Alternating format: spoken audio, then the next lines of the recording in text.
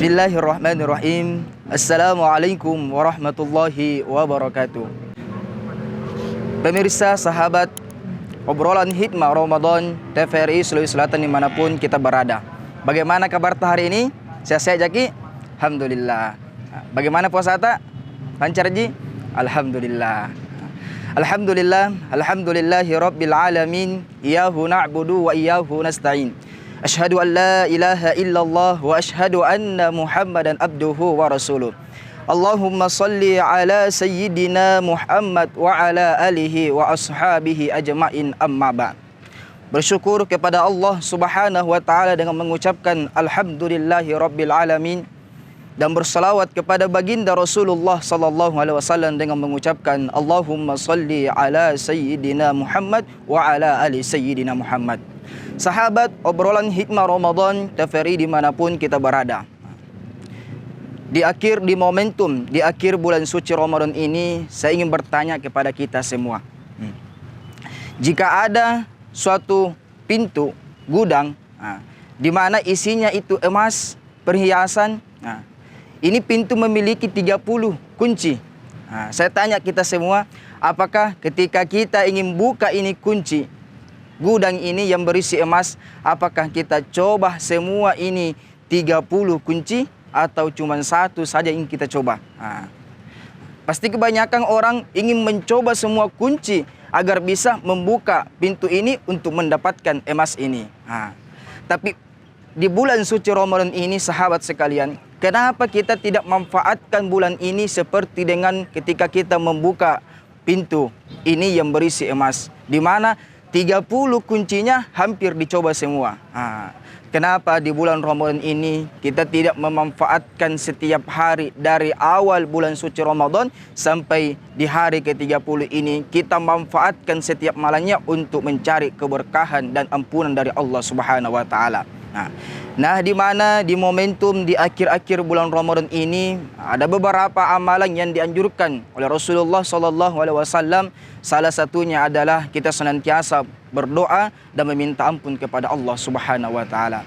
Sahabat sekalian, mungkin ada di antara kita yang memiliki dosa yang sebesar air di lautan. Sebagaimanapun banyaknya dosa yang kita miliki, ketika memasuki bulan suci Ramadan ini, kita meminta ampun kepada Allah Subhanahu wa taala. Semua dosa-dosa yang kita lakukan Allah ampuni, selagi kita masih ingin bertobat kepada Allah. Terkadang banyak menseknya orang, mereka berpikir begini, biarpun saya bertobat kepada Allah Subhanahu wa taala, tetapi saya mengulangi lagi tobatku, percuma, Allah tidak mengampuni. Allah, sahabat sekalian, ampunan Allah sangat besar kepada kita. Terkadang kita sebagai hamba, kita zauzon kepada Allah. Kita anggap ketika kita kembali kepada Allah bertobat, kita anggap diri kita mungkin Allah tidak mengampuni dosa-dosa saya. Itu salah besar. Ampunan Allah terbuka lebar untuk kita semua. Sebagaimana firman Allah di dalam Al-Quran, dalam Quran surah Az-Zumar, Allah berfirman, A'udzu billahi minasyaitonir rajim, bismillahirrahmanirrahim. Qul ya ibadiyalladzina asrafu ala anfusihim la taqnatu mir rahmatillah. Kata Allah, Qul ya ibadi. Ayat ini Allah panggil halus kita semua. Qul ya ibadi, hei hamba-hambaku, datang kepadaku. Masya Allah. Ayat ini salah satu bentuk kasih sayang Allah kepada kita, sahabat obrolan hikmah Ramadan. Allah panggil kita, hei hamba-hambaku, ala anfusihim la taqnatu mir rahmatillah, yang melampaui batas dari diri mereka sendiri. Apalagi di bulan Ramadan ini, mungkin kita banyak hilaf, banyak bermaksiat, banyak melakukan dosa di bulan suci Ramadan ini.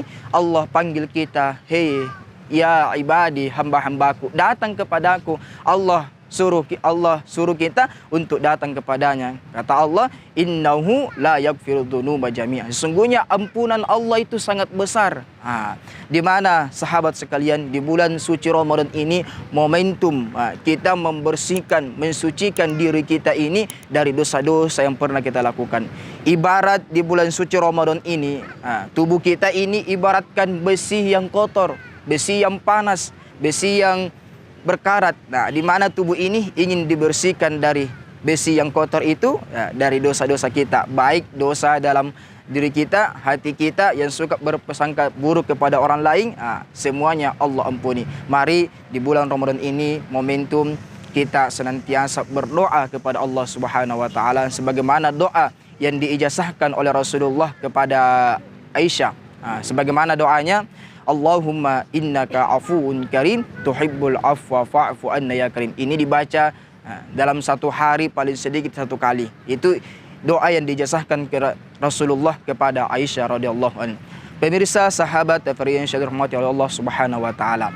Sebagai kesimpulan dari ceramah obrolan hikmah Ramadan ini, mari di bulan Ramadan ini selagi kita masih diberikan kesehatan, kesempatan oleh Allah untuk berburu malam-malam akhir Ramadan ini, kita manfaatkan untuk senantiasa memperbanyak salat lail, salat taubat, salat hajat di momentum di akhir bulan Ramadan ini. Semoga kita semua termasuk hamba-hamba yang dia mendapatkan maghfirah dan ampunan oleh Allah Subhanahu wa taala. Amin amin amin ya rabbal alamin. Saya akhiri, wallahul muwaffiq was sa'adah. Assalamualaikum warahmatullahi wabarakatuh.